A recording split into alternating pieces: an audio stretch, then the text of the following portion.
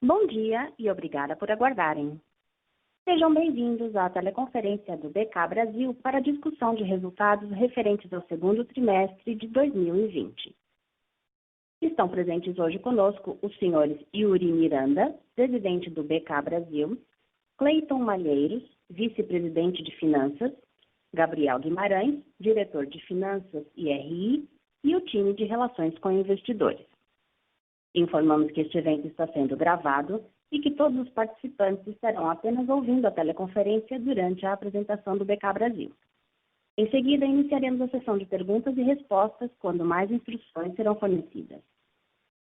Caso algum dos senhores necessite de alguma assistência durante a teleconferência, queiram, por favor, solicitar a ajuda de um operador digitando o *0.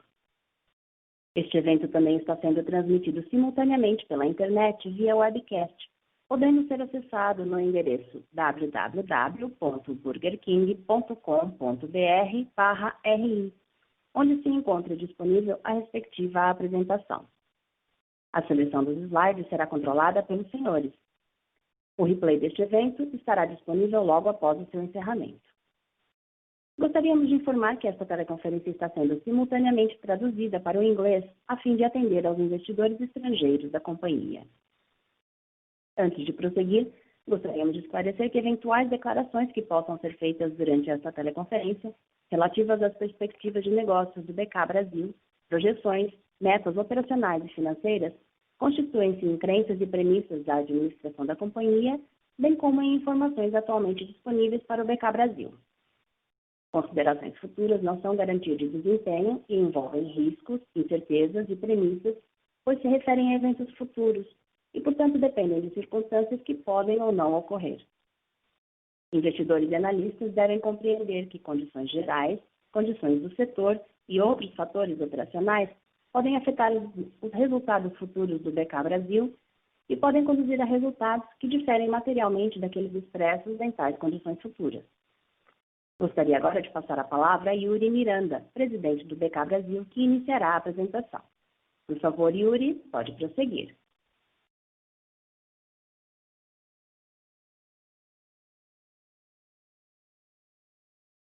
Muito obrigado pela introdução, operadora.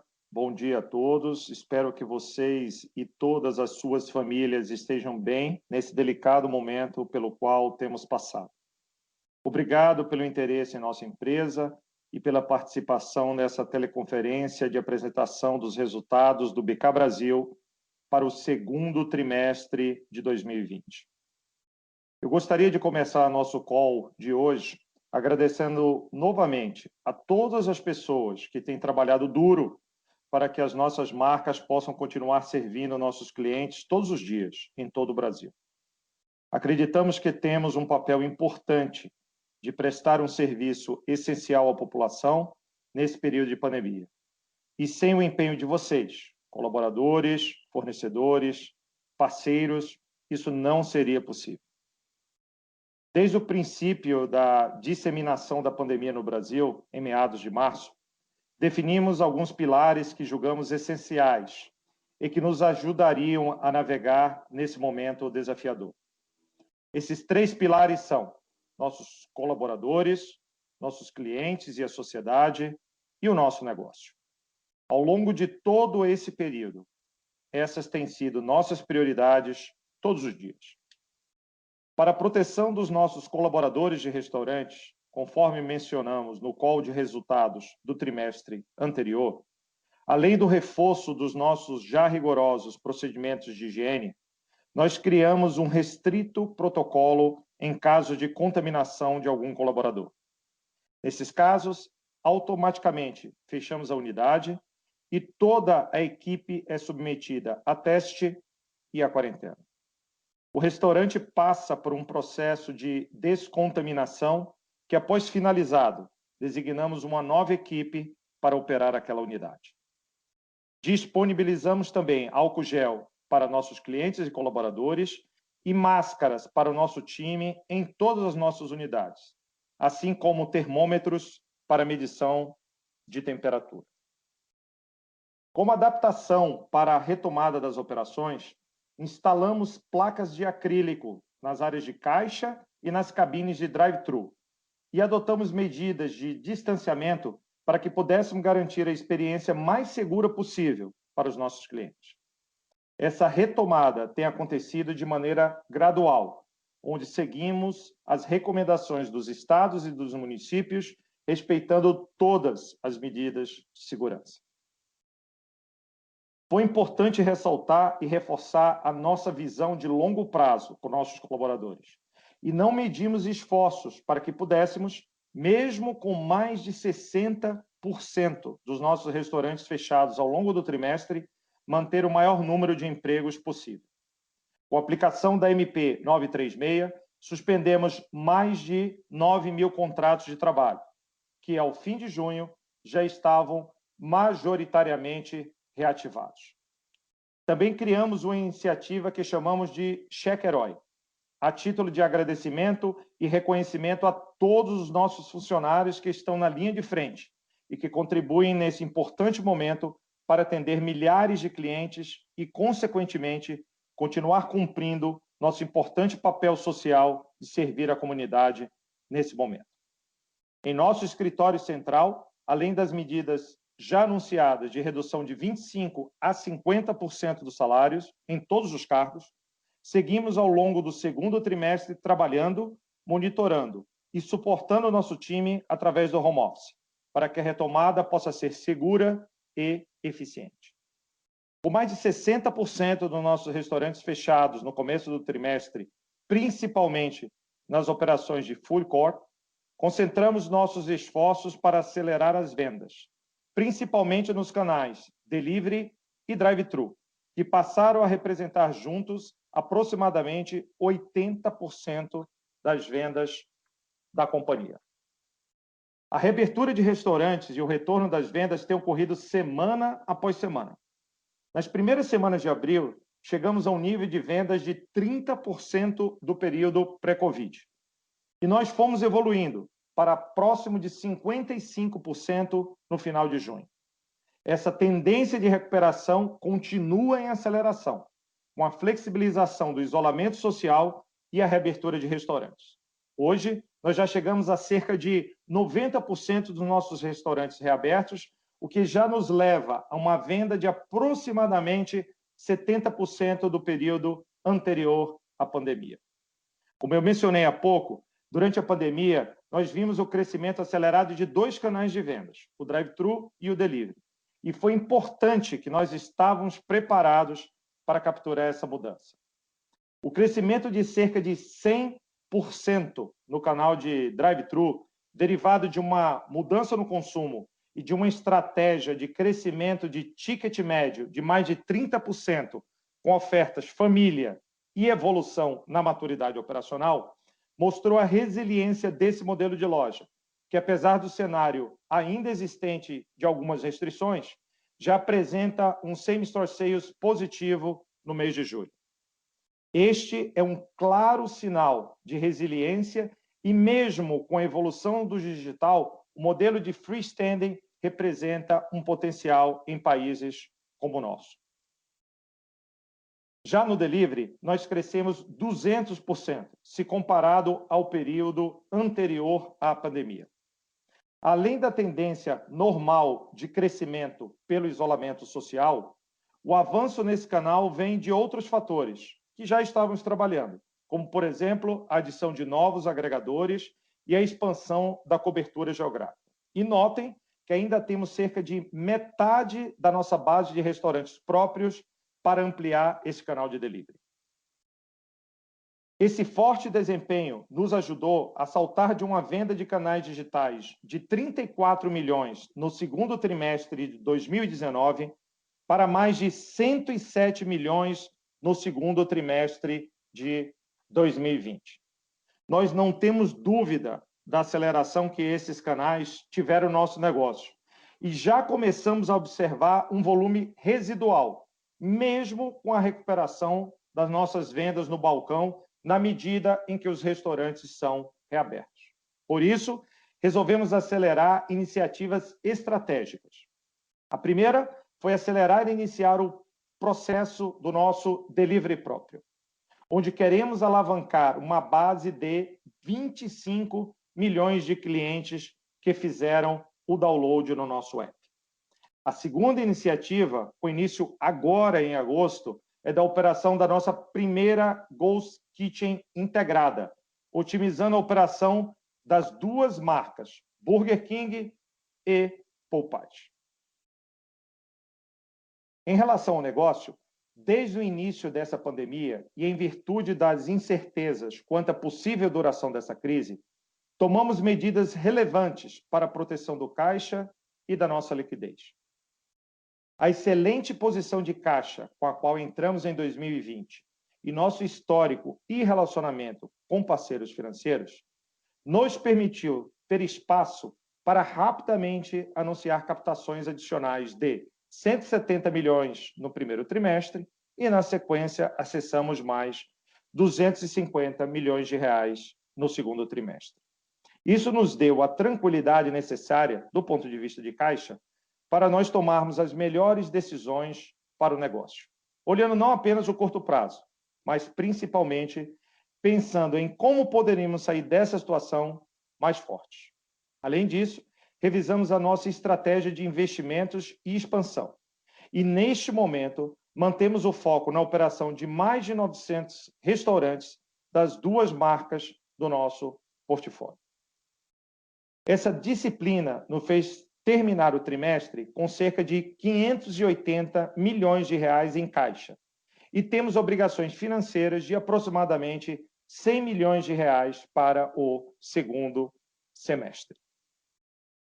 Nossa disciplina de custos possibilitou que, mesmo com o difícil cenário de fechamento de restaurantes, por restrições impostas pelo isolamento social, reduzíssemos 40% das nossas despesas fixas gerenciáveis no nível de restaurante, quando comparadas ao primeiro trimestre de 2020.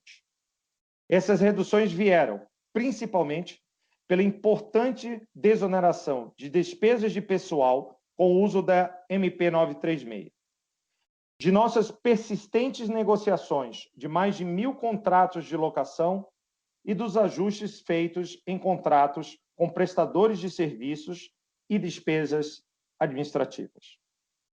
Nós seguimos fortes para a segunda metade de 2020, cientes do desafio que ainda impacta nosso mercado, mas convictos de que os fundamentos do nosso negócio, a nossa capacidade de adaptação frente às oportunidades e o nosso track record de execução seguem firmes e promissores. Gostaria agora de comentar nossos resultados do segundo trimestre de 2020. Por favor, sigam para o slide número 5.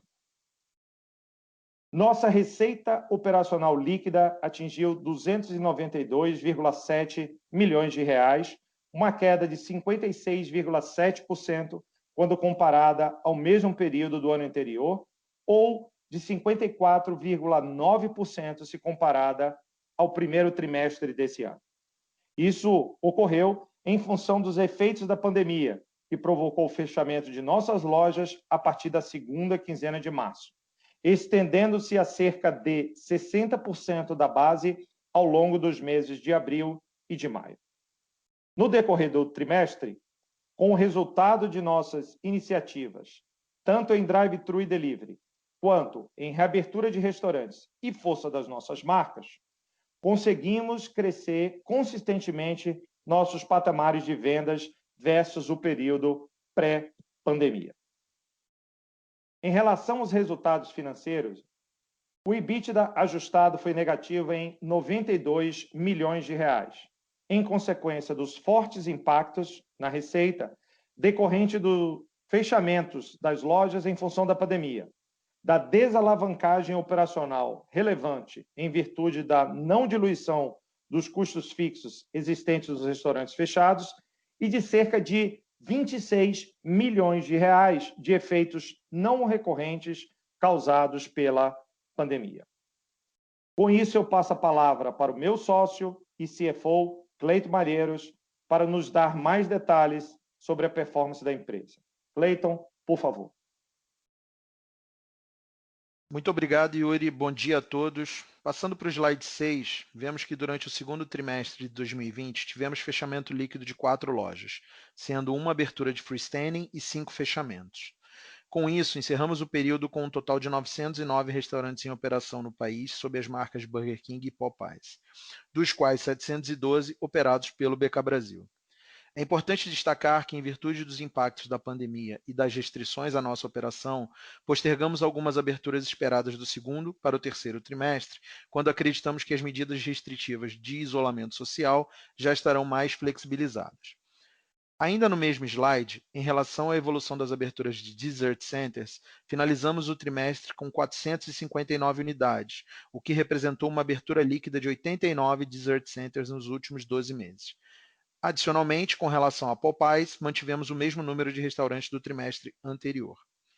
Seguindo para o slide 7, as vendas comparáveis nos mesmos restaurantes Burger King foram de menos 13,5% neste trimestre, com forte impacto vindo da perda de vendas nos nossos salões em decorrência das medidas restritivas impostas pela pandemia, que foram parcialmente compensadas pelo forte crescimento de vendas observado nos canais delivery, com alta de mais de 240%, e drive-thru, com quase 130% em relação ao mesmo período do ano anterior.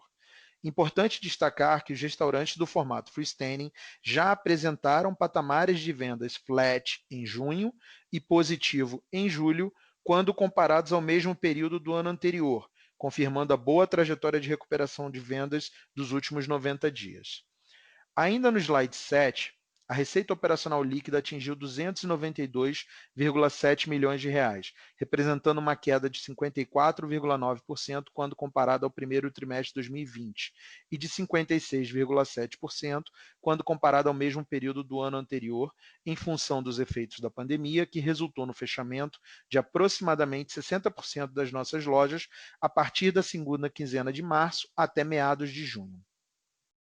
Avançando para a página 8, em complemento ao slide anterior, gostaríamos de dar um update do status da nossa operação em relação à evolução das vendas de abril até o início de agosto.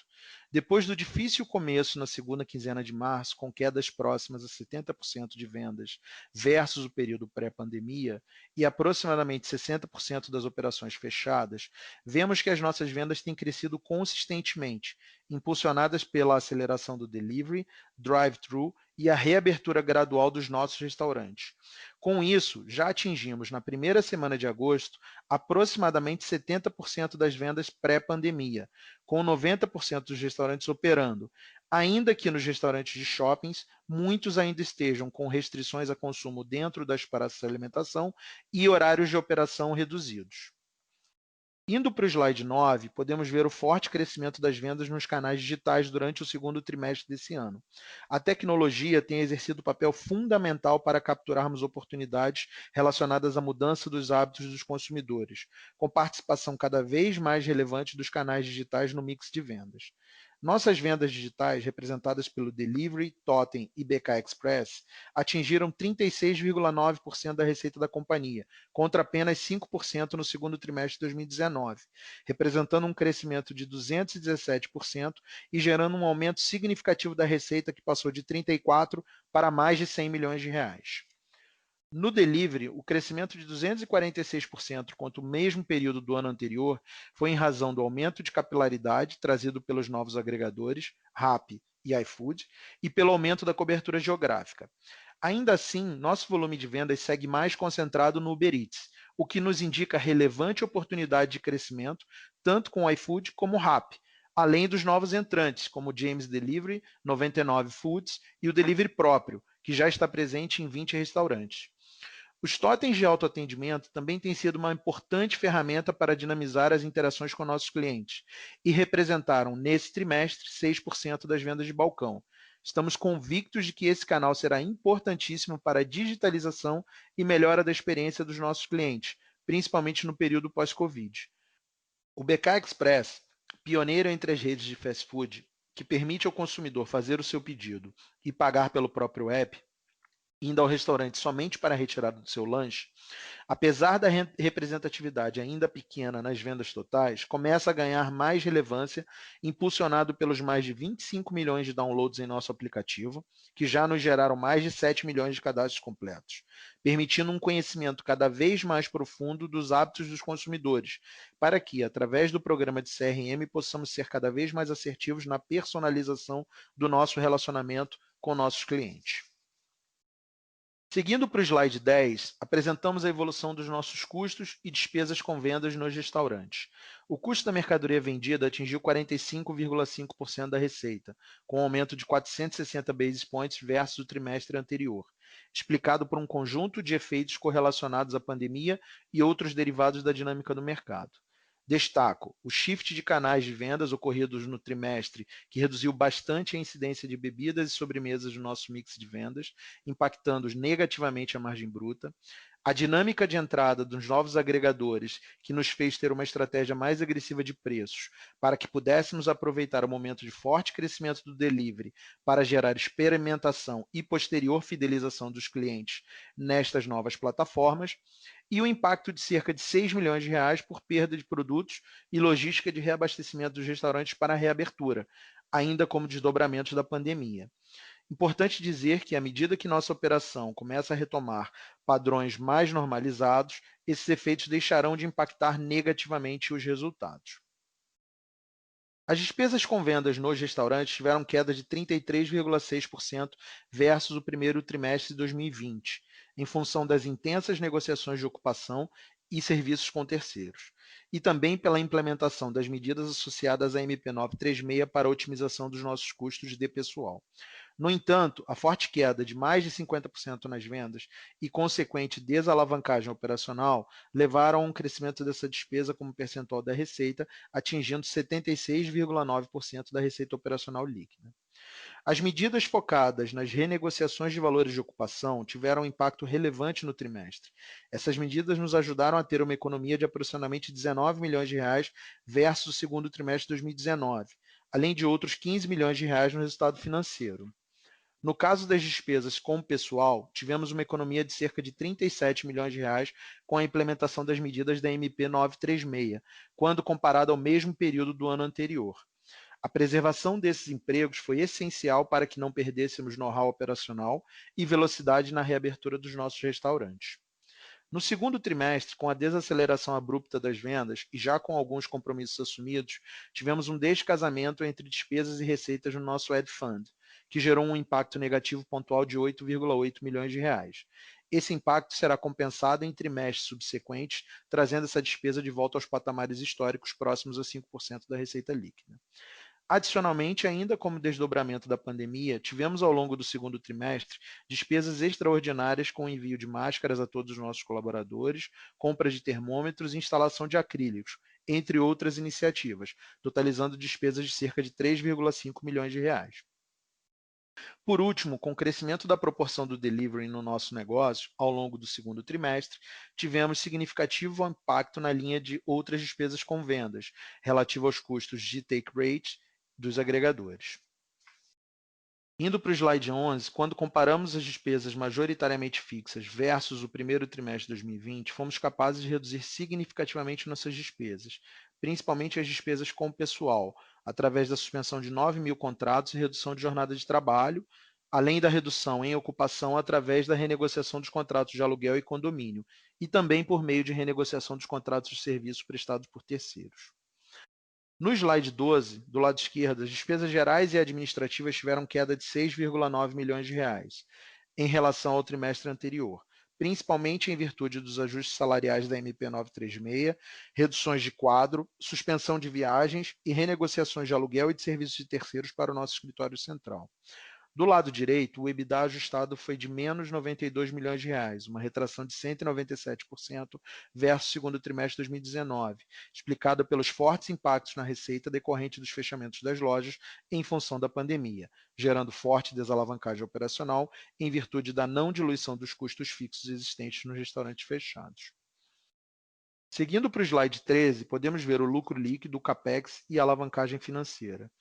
Em virtude dos impactos da pandemia em nossos negócios, nossa atividade operacional foi muito comprometida no decorrer de todo o segundo trimestre, culminando com um prejuízo de 187 milhões de reais. Em relação aos nossos investimentos, no segundo trimestre de 2020, o nosso capex totalizou 38 milhões de reais, uma queda de 65% quando comparado ao segundo trimestre de 2019, atrelada à suspensão temporária do plano de expansão da companhia previsto para 2020, em virtude das medidas de proteção de liquidez implementadas para proteger o negócio das incertezas causadas pelo Covid-19.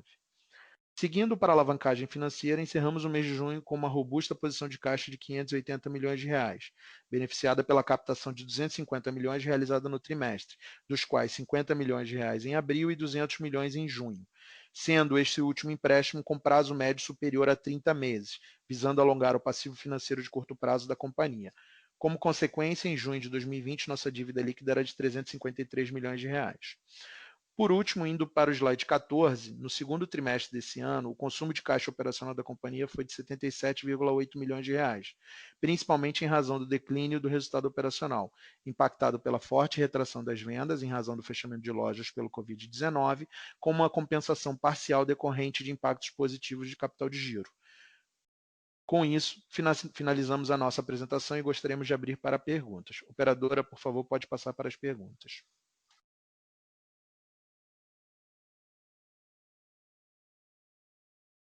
Senhoras e senhores, iniciaremos agora a sessão de perguntas e respostas.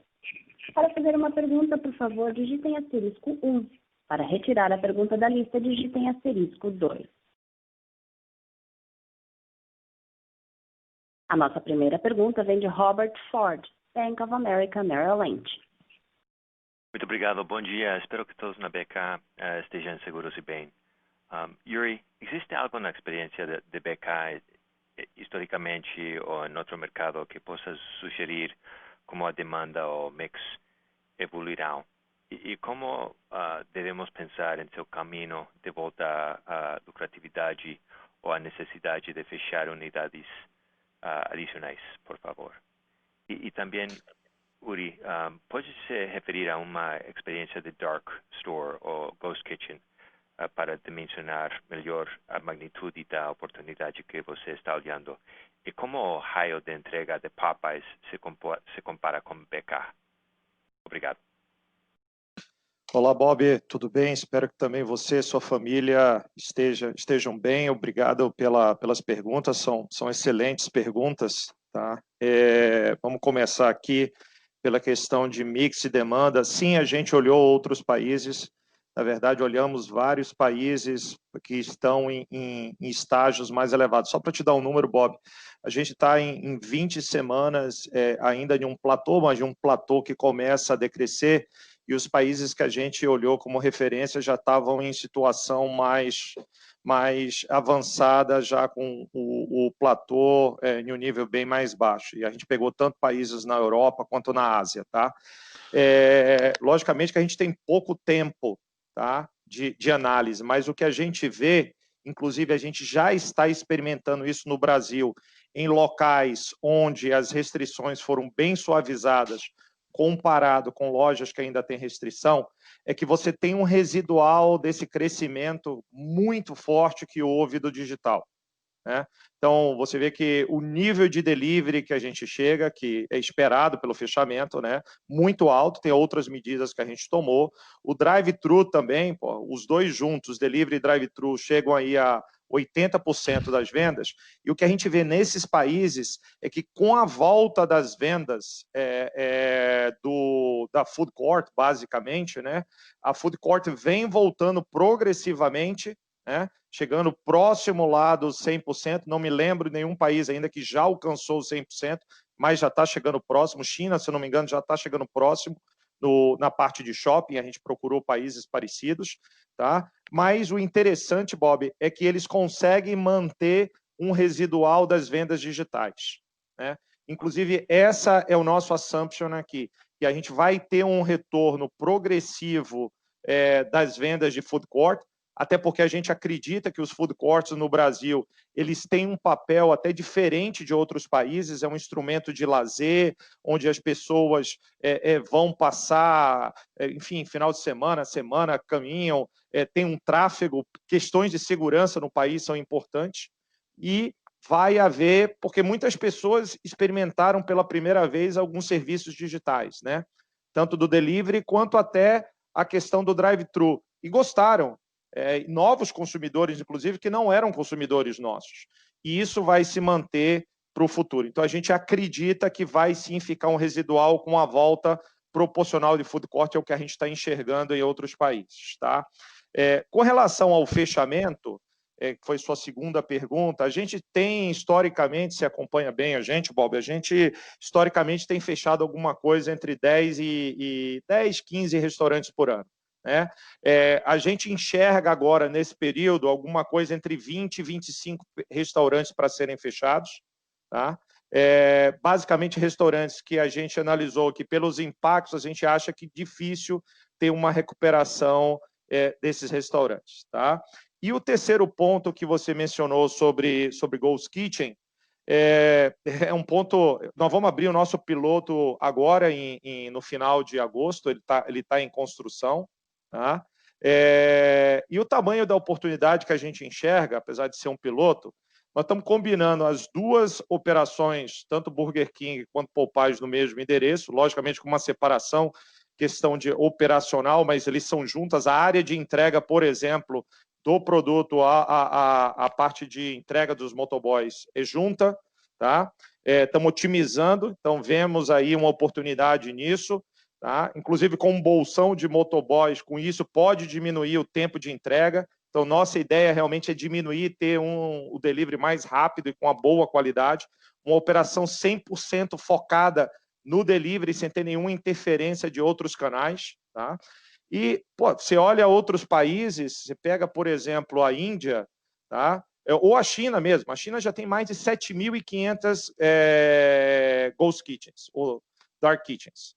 Mais de 7.500.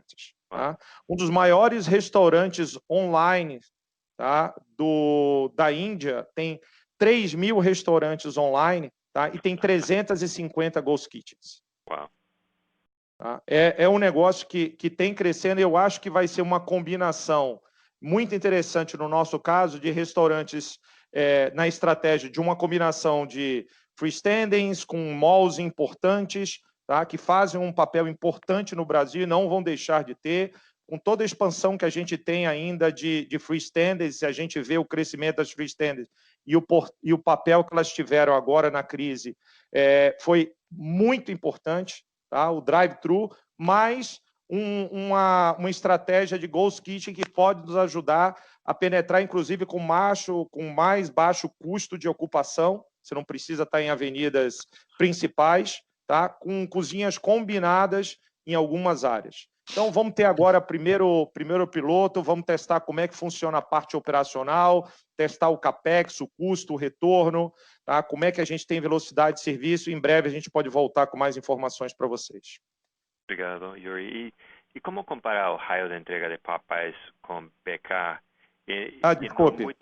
No muito curto prazo, faz sentido converter lojas de shopping, em alguns casos, a dark stores? Boa pergunta, Bob. Desculpe, eu não te respondi a última parte do raio do Popeyes. O frango, você conhece bem, ele tem um tempo de viagem maior do que o tempo de viagem de produto de um hambúrguer. Tá? Apesar disso, o que é interessante em delivery é que, mesmo o produto podendo viajar mais, a expectativa do consumidor em tempo médio de entrega de produto, de QSR, vamos falar assim, é a mesma.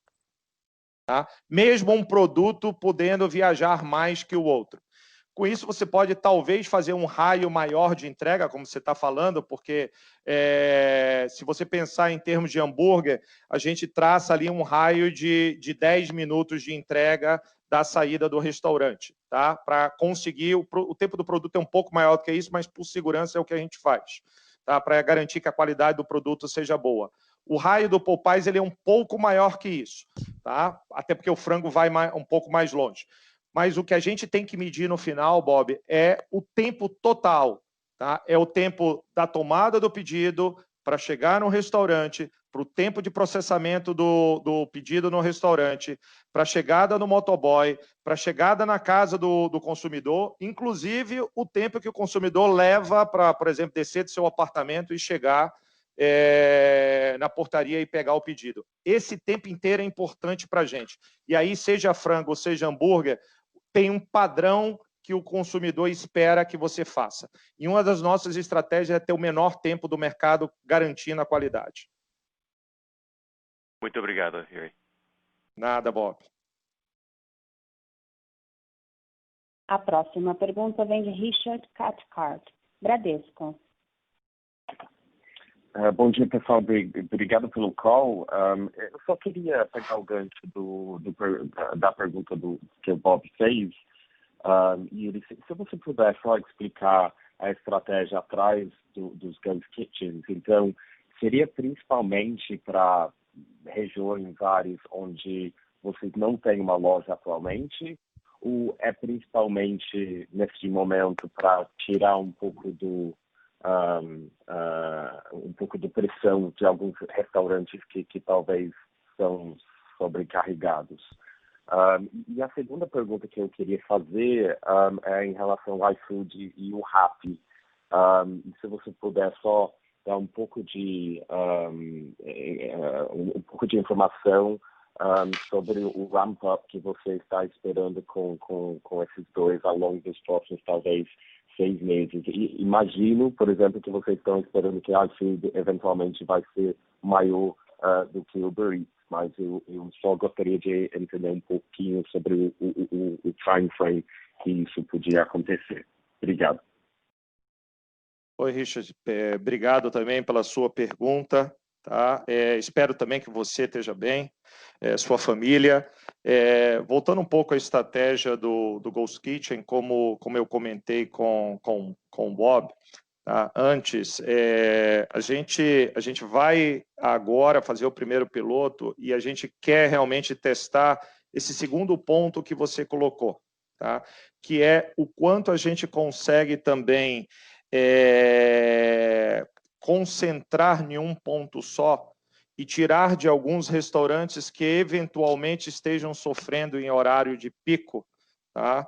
Com uma demanda de delivery. E quando você olha a curva de horário de pedidos hoje, de delivery e de balcão, elas não são muito diferentes, Richard, que apontam justamente para o ponto que você está falando. Então, a gente tem horários muito parecidos, tanto o pico do restaurante quanto o pico de delivery, tá? Tanto no day party do almoço quanto no day party do jantar, eles são muito parecidos. O que, sem dúvida, com o crescimento do delivery, traz uma pressão para o restaurante, tá? Ainda mais dependendo do tamanho do restaurante, tá?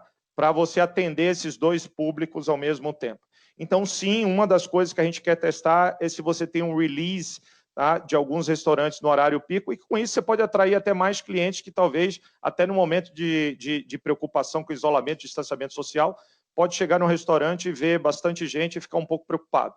Tem outras coisas que a gente está fazendo também do ponto de vista digital, como, por exemplo, os totens de autopedido, que a gente está acelerando agora também o número de totens de autopedido, para ter o nosso próprio aplicativo, o BK Express, também é uma linha que a gente está avançando bastante para justamente atender essa demanda do consumidor e tentar distribuir melhor o fluxo nos horários de pico dentro do restaurante.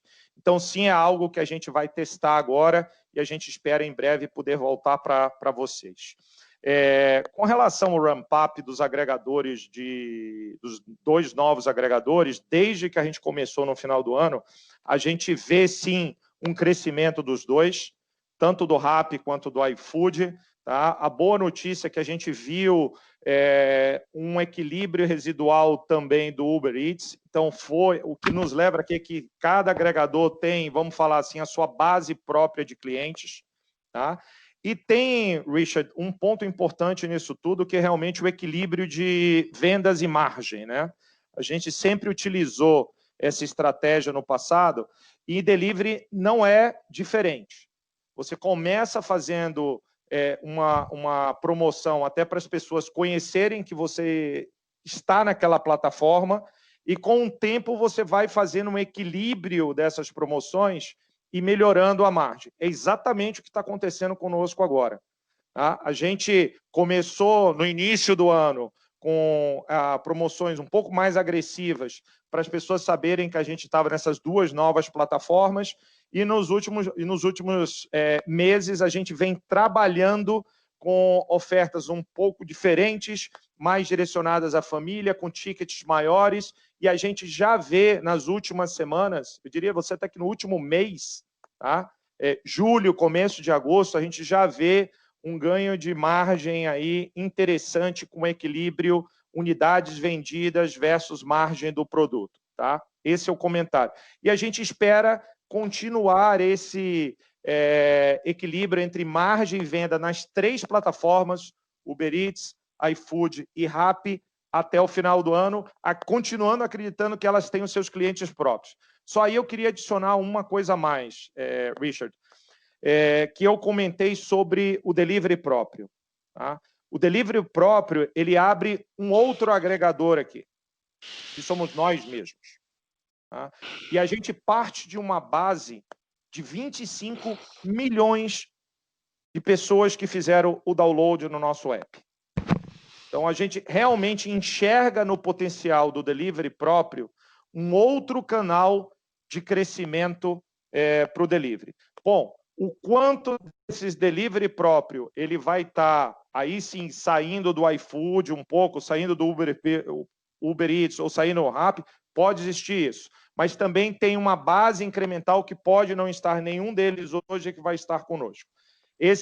Também já iniciamos alguns restaurantes com delivery próprio. Estamos testando a integração de sistema, a questão de P&L, a questão de logística de entrega, que é importantíssimo para delivery. Tem uma combinação, inclusive, aqui com Ghost Kitchen, tá? Para a gente fechar essa equação e poder fazer um rollout para mais restaurantes. Bom, tá ótimo. Desculpe a resposta longa, mas são várias peças aqui que a gente está combinando. Não, tranquilo. Eu ia falar, obrigado pela resposta detalhada, então foi ótimo. Então, obrigado. A próxima pergunta vem de Ian Luketic, JP Morgan. Bom dia, Yuri, Clayton. Espero que seja tudo bem com vocês e as famílias.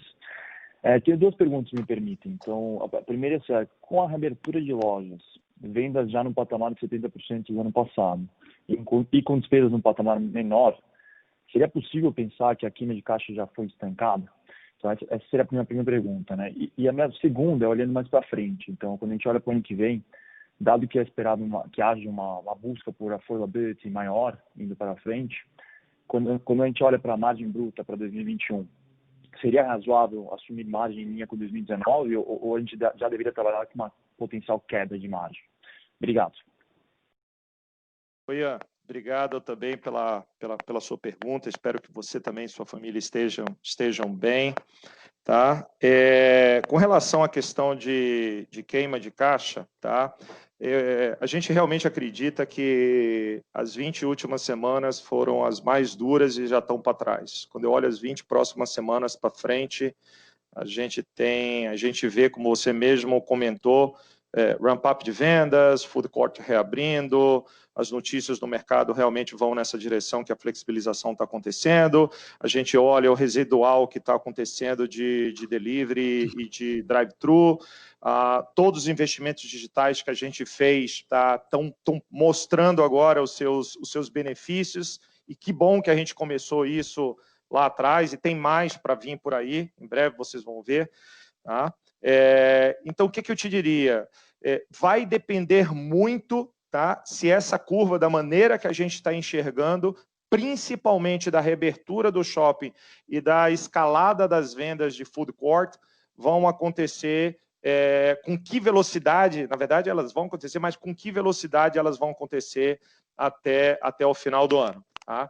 Então, eu poderia te dizer que a gente deveria esperar agora para frente, principalmente terceiro trimestre, tá? Eu diria que a gente deveria esperar um resultado substancialmente melhor do que o resultado que a gente teve no segundo trimestre. Tá? Dependendo agora da retomada de agosto e de setembro, vamos ver se isso é possível para fazer offset e voltar perto do break-even. Não podemos afirmar ainda, porque depende, de novo, da retomada até o final de agosto e até o final de setembro. E a gente espera um quarto trimestre, esse sim, já de volta à normalidade. Tá? Então, depende do que a gente vai ter realmente em agosto e setembro. O que eu posso te dizer até agora? Julho, bem melhor do que junho, e agosto, tá? Os primeiros dias de agosto já começam bem melhores do que julho.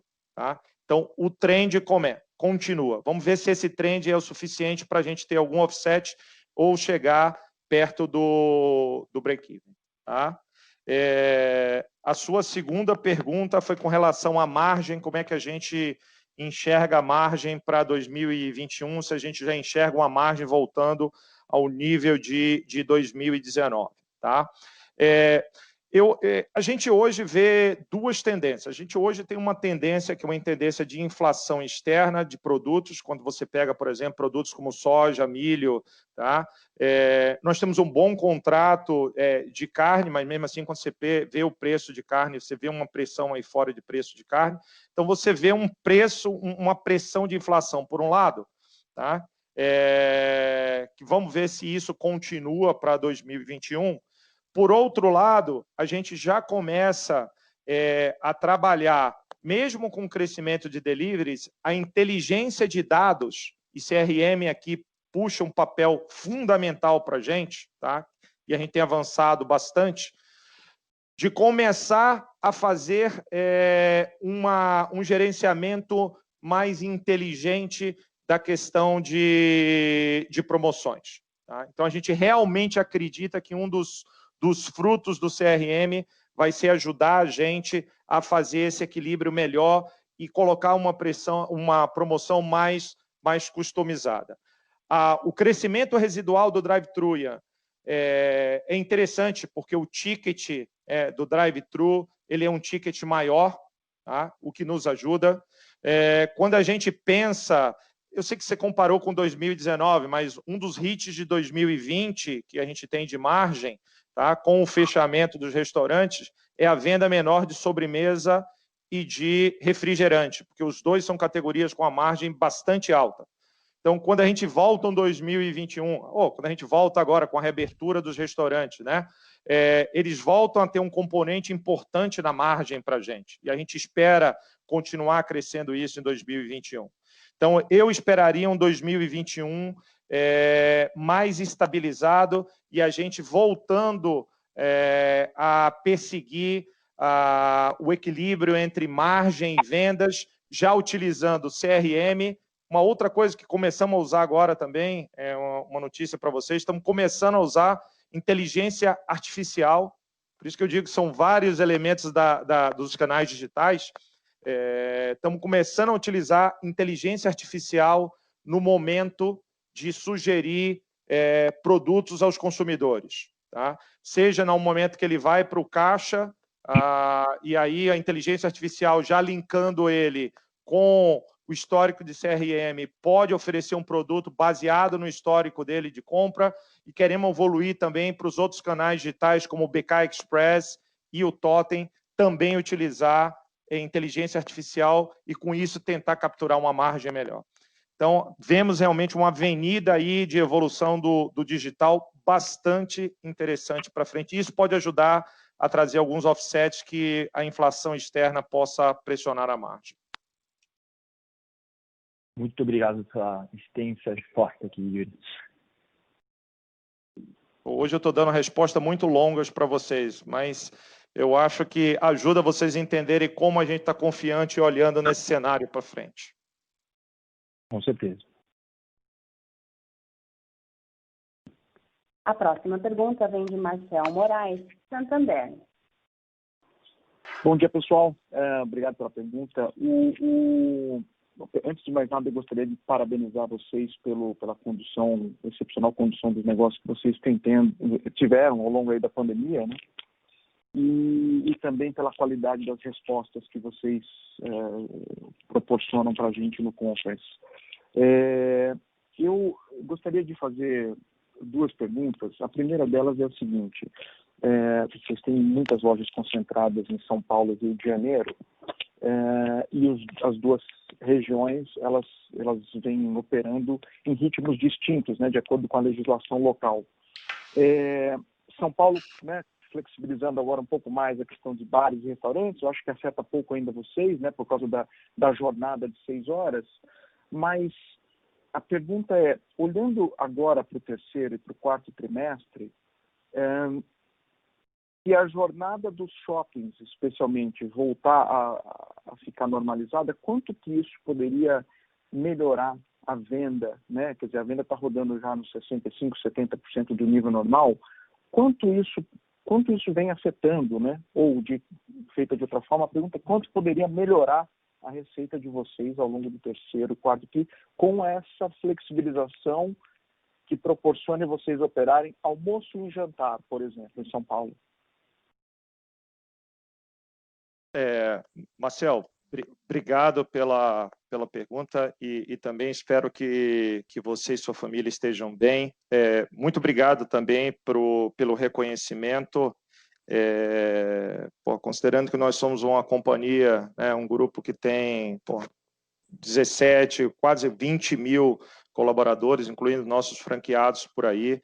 Receber um reconhecimento de vocês da maneira como todos aí fora se comportaram e mantiveram seu papel nessa crise é extremamente importante para todos eles, não para mim pessoalmente ou para o Cleiton, mas eu acho que a turma fica bastante contente que cumpriu o seu papel social nessa história. Tá? Com relação ao equilíbrio entre como as vendas vão retornar dos shoppings, as restrições sociais, o que a gente tem hoje é um acompanhamento, eu diria você, diário, tá? Do que está acontecendo em cada estado e nos principais municípios da migração, Marcel, da fase vermelha para a fase laranja, para a fase amarela, para a fase verde e, finalmente, para a fase azul, onde ela aí já não tem mais nenhuma restrição. Tá? A nossa expectativa e pelo acompanhamento que a gente tem, tá? Ontem, inclusive, saiu uma notícia da Alshop, se eu não me engano, onde 93% dos shoppings já estão, de certa forma, operando no país, só tem pouco que não está operando, tá? Ou seja, todas as informações nos levam a acreditar que a liberação para a fase azul, que é a última, está próxima. Tá? Tudo nos leva a crer. Inclusive, São Paulo tem dado algumas notícias nessa direção também. E mesmo seguindo o próprio protocolo que São Paulo tem estabelecido de reavaliação a cada 14 dias das fases, a gente está vendo que está apontando na direção dessa flexibilização. Tá? Dito isso, quando você compara, por exemplo, os dois mercados mesmos que você falou, as vendas do Rio de Janeiro estão bem melhores que a venda de São Paulo. Tá? Por que as vendas do Rio de Janeiro estão melhores que a venda de São Paulo nas food courts? Porque no Rio de Janeiro você consegue operar em dois day pares, que é o almoço e o jantar. Com certas restrições que você tinha de shopping, você estava pegando um day pare só. E aí, realmente, imagina que o fluxo do nosso está concentrado basicamente em 2 day pares, você está tirando metade de um day pare para fazer uma conta mais simples. Tá? Metade de um dia quase. Então, a gente realmente acredita que flexibilizando a operação, tá? Para você pegar os dois, almoço e jantar, tá? Que é o que está apontando a tendência aqui para as próximas semanas, tá? Até final de agosto, vamos falar assim, início de setembro, acho que o último que a gente tem é começo de setembro, meados de setembro, eu acho que realmente a gente vai ter uma volta gradual das lojas. Tá? E uma outra coisa que eu acredito também que vai acontecer, Marcelo, é que a gente tem visto aí, a Brasel divulgou uma informação de que é uma informação triste, mas é real, que 20% dos restaurantes, a ANR fala em 30%, tá? Associação Nacional de Restaurante, 30% dos restaurantes não reabririam. Uhum. Tá? E se a gente pensa, talvez não tenham capacidade e estrutura financeira para suportar essa crise. Então, se a gente pensa também nisso, é um dado triste, mas é um dado que quando as praças de alimentação reabrirem, talvez a vacância que esteja lá seja maior. Nós vamos estar lá. E aí, talvez o volume continue lá, mas com menos players. Isso também pode acelerar uma volta. Mas a gente tem que esperar realmente para a reabertura completa para ver qual é a vacância que a gente tem nos shoppings. Perfeito. Obrigado. E a minha última pergunta diz respeito ao SG&A. Vocês também abriram de forma bastante detalhada as economias que vocês tiveram. Então, assim, me corrija, por favor, se eu estiver errado. Quando eu olho para o SG&A da empresa, ele vinha girando ao redor de uns 420, 430 milhões de reais por trimestre. Quando a gente chega no segundo TRI desse ano, vocês têm uma economia maior do que 100 milhões de reais. E aí, eu imagino que, na medida em que a gente entra no terceiro TRI, uma parte dessas despesas retornam. Eu estou tentando imaginar com que velocidade que isso retorna, né? Eu imagino que a folha seja quase que integralmente, e o aluguel talvez nem tanto, né? Como que eu posso, existe alguma forma que você possa ajudar a gente a entender como que deveria ser essa mecânica do SG&A no terceiro trimestre? Obrigado. Tá. Sim, algumas coisas retornam. O Clay está me mandando uma mensagem aqui que eu não deixo ele responder nenhuma pergunta, tá? Então, ele vai. Então, eu vou dar uma oportunidade para ele, Clayton, para você não reclamar dizendo que não deixei você responder nada. Obrigado, Yuri. Se não fosse pela qualidade das respostas, eu já estaria aqui mais chateado, mas como você foi super bem, então está tudo sob controle. Obrigado, Clayton. Bom, Marcelo, acho que aqui, de fato, o label ele não volta integral por conta da possibilidade da gente ainda aplicar redução de jornada, né? Então, isso a gente ainda não tinha feito, a gente tinha feito a suspensão dos contratos de trabalho. Agora a gente entra numa fase de ajuste fino, onde a gente está aplicando redução de jornada, então tem algum benefício aqui ainda, então ele não deveria voltar full, e aí tem uma gestão muito intensa nossa de entender a mecânica daquele restaurante para estabelecer o horário, estabelecer a jornada ali dentro. De certa forma, tem uma complexidade aqui, porque a gente não consegue enxergar muitas vezes os movimentos dos governos com mais antecedência, então muitas vezes tem uma expectativa de evoluir no estágio em determinado mercado e aí não evolui ou antecipa, então isso faz com que a gente tenha que trabalhar bastante, mas é o que a gente tem feito o tempo todo para poder controlar essa linha, que é uma linha bem importante do nosso SG&A.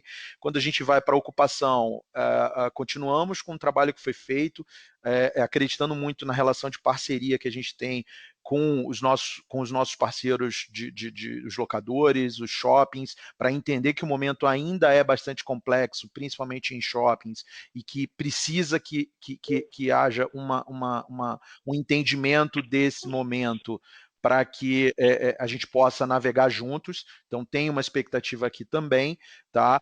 E com relação a todas as outras despesas, acho que o controle é estrito, continua um controle muito grande de viagens, restrição de viagens, a nossa expectativa de volta para o nosso ambiente corporativo, escritório central, ele foi postergada, então a gente deve estar indo um pouco mais para frente para voltar, isso faz com que também gere algumas economias com relação a isso, então é quase que um controle feito semana a semana, mês a mês, é muito difícil ter toda essa previsibilidade. O que a gente vai continuar fazendo é tentando controlar quase que dioturnamente todos esses custos na unha para evitar que isso não venha alinhado com o crescimento da receita. Mas dentro do nosso business, eu acho que o mais importante aqui é que essa tendência que a gente viu em julho e mais forte agora em agosto, ela continue. Isso é que é o mais relevante. E isso tem deixado a gente mais animado com relação agora a terceiro e depois principalmente quarto trimestre, por conta de sazonalidade, para que a gente volte a ter um cenário mais normalizado. Tá claro, Clayton. Só um follow-up nessa resposta. Você, com relação ainda ao segundo trimestre, houve alguma despesa que vocês tenham postergado no sentido, por exemplo, royalties, alguma coisa assim, que não tenha sido provisionada no segundo TRI, porque de fato está sendo negociado e que vai entrar mais lá para frente, o pagamento propriamente, ou não? Não, aqui, Marcel, nada relevante que não tenha sido provisionado. O royalties ele foi contabilizado exatamente como a gente tem, como a gente sempre fez. Tá? Pelo contrário, a gente tem até um efeito negativo vindo das despesas de advertising, que ele acabou sendo maior dentro desse trimestre, que, como a gente colocou no nosso release, vai ser compensado nos trimestres futuros. Então, eu diria que a gente não vê nenhuma despesa. O que a gente tem aqui é alguns benefícios do ponto de vista de caixa, principalmente com relação a recolhimento de alguns tributos que foi permitido pelo governo federal e que isso teve um diferimento de pagamento e isso ajudou um pouco do ponto de vista de caixa no segundo TRI e que isso vai ser pago agora ao longo do terceiro e do quarto trimestre. Tá ótimo. Obrigado. E parabéns de novo, pessoal.